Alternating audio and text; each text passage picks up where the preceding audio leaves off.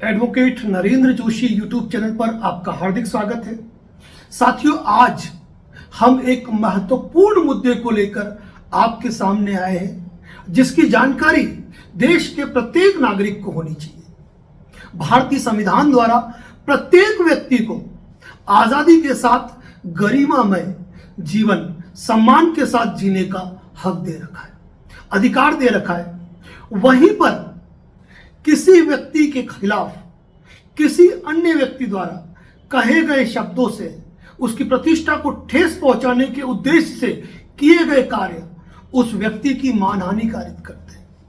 तो आज हम बात कर रहे हैं मानहानि पे। भारतीय संविधान के अनुच्छेद 19 क्लोज 1 के अंदर भारत के प्रत्येक व्यक्ति को अभिव्यक्ति की स्वतंत्रता दी गई है, लेकिन उस अभिव्यक्ति की स्वतंत्रता को प्रतिबंधित किया गया है अनुच्छेद 19 के क्लोज 2 के अंदर, कि प्रत्येक व्यक्ति किसी के भी विरुद्ध कोई बात करता है तो उसे किस प्रकार की बात नहीं करनी है, इसका भी जिक्र किया गया है। कभी कोई व्यक्ति, यहां व्यक्ति से मेरा अभिप्राय व्यक्ति, कंपनी, संस्था हो सकती है, यानी कि कोई व्यक्ति यदि लिखकर, बोल करके, प्रकाशित करके या संकेतों के द्वारा, या आज की तारीख में कहे तो सोशल मीडिया पर वायरल करके, यदि कोई व्यक्ति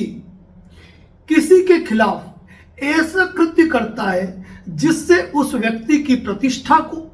क्षति होती है, उसके सम्मान प्रभावित होता है, तो वह मानहानि की परिभाषा में आता है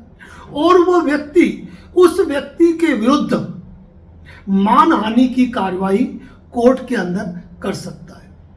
यहां यह भी बता दूं कि किसी व्यक्ति की मृत्यु हो गई है, लेकिन जिस व्यक्ति की मृत्यु हो गई है उसके लिए भी यदि इस प्रकार का कोई कृत्य किया जाता है कि यदि वह जीवित होता तो उसकी मानहानि होती,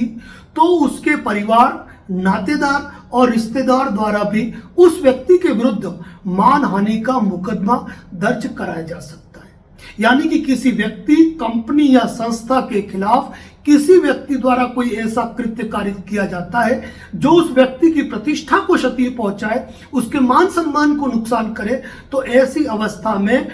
उस व्यक्ति द्वारा कानूनी कार्रवाई का विकल्प इस्तेमाल किया जा सकता है। आप अक्सर सुनते होंगे कि कोई व्यक्ति का है, उसने जो काम किया है उसके लिए मैं उसके खिलाफ मानहानि का केस करूंगा, या आप अक्सर फिल्मों में सुनते होंगे, सीरियल्स के अंदर सुनते होंगे कि मानहानि का मुकदमा किया गया। तो यहां बता दूं कि किसी व्यक्ति को जीने के साथ, सम्मान के साथ जीने का अधिकार प्राप्त हुआ है। यदि उस सम्मान के साथ, मान सम्मान के साथ कोई व्यक्ति यदि क्षति पहुंचाने का काम करेगा तो वहां पर उस व्यक्ति के विरुद्ध भारतीय दंड संहिता की धारा 499, 500 के अंतर्गत कार्रवाई होती है। भारतीय दंड संहिता की धारा 499 के अंदर मानहानि की परिभाषा दी गई है। वही भारतीय दंड संहिता की धारा 500 इसमें सजा का प्रोविजन करती है कि ऐसा कोई मामला होता है तो उसमें 2 वर्ष से 2 वर्ष तक का साधारण कारावास और जुर्माने का प्रावधान किया गया है। इस मामले में जिस व्यक्ति की मानहानि कारित होती है वह लीगल नोटिस भी भेज सकता है, वह न्यायालय के अंदर भारतीय दंड संहिता के अंतर्गत आपराधिक कार्रवाई भी कर सकता है, और साथ ही सिविल न्यायालय के अंदर कोर्ट फीस भरकर वह हर्जाने की मांग भी कर सकता है। यहां मैं एक बात आपको और बता दूं कि मानहानि का अपवाद यह है कि किसी व्यक्ति के खिलाफ की गई सत्य टिप्पणी, सच बात को मानहानि की परिभाषा में नहीं लिया जाता है। लेकिन यहां पर यह ध्यान रखना कि किसी व्यक्ति ने कोई ऐसे कथन कहे या लिखकर, बोलकर या संकेतों द्वारा ऐसे कोई शब्द कहे जिसमें उसका इंटेंशन उस व्यक्ति की मानहानि कारित करना नहीं था, उसकी प्रतिष्ठा को क्षति पहुंचाना नहीं था, लेकिन अगर इस एक्ट से सामने वाले व्यक्ति की क्षति हुई है, उसको मानहानि कारित हुई है, तो उसमें वह मुकदमा दर्ज करा सकता है। मानहानि से जुड़ा एक महत्वपूर्ण वीडियो है और कम शब्दों में हमने कोशिश की कि हम आपको जानकारी दे पाए। इसी प्रकार के लीगल अपडेट हमारे चैनल पर दिए जाते रहते हैं। यदि इस चैनल पर नए हैं तो इस चैनल को आप सब्सक्राइब करें। फेसबुक पेज पर देख रहे हैं तो हमारे पेज को फॉलो और लाइक करना बिल्कुल न भूलें, और जनहित में हमारी पोस्ट को हर व्हाट्सएप ग्रुप में शेयर करें